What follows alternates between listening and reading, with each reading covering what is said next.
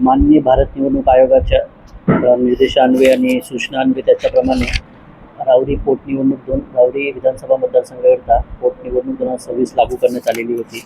त्या अन्वये नामिनेशन प्रक्रियाची जी होती ती दिनांक 6 एप्रिल 2026 रोजी 3 वाजेपर्यंत होती. या कालावधीमध्ये एकूण राहुरी विधानसभा पोटनिवडणुकीकरता 42 अर्ज प्राप्त झाले होते.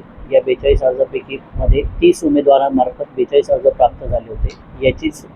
या उमेदवारांनी जे अर्ज भरले होते त्याची छाननी माननीय निवडणूक निर्णय अधिकारी श्री अनुप सिंग यादव साहेब यांनी आज सकाळी 11 वाजता सुरू करून ती पूर्ण प्रक्रिया छाननीची पूर्ण केलेली आहे.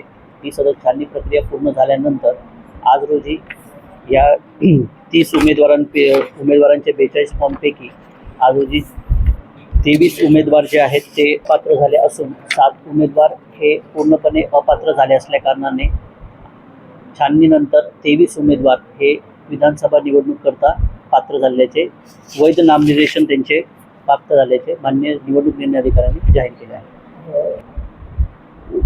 छाननी प्रक्रिया पूर्ण झाल्यानंतर माननीय निवडणूक निर्णय अधिकारी यांच्याकडे आपल्याला उमेदवारी अर्ज माघार घेण्याची प्रक्रिया पूर्णपणे करता येते लगेच सुरू. ही जी आहे प्रक्रिया ही 9 तारखेपर्यंत 3 वाजेपर्यंत माघारीची प्रक्रिया पूर्ण राहणार आहे.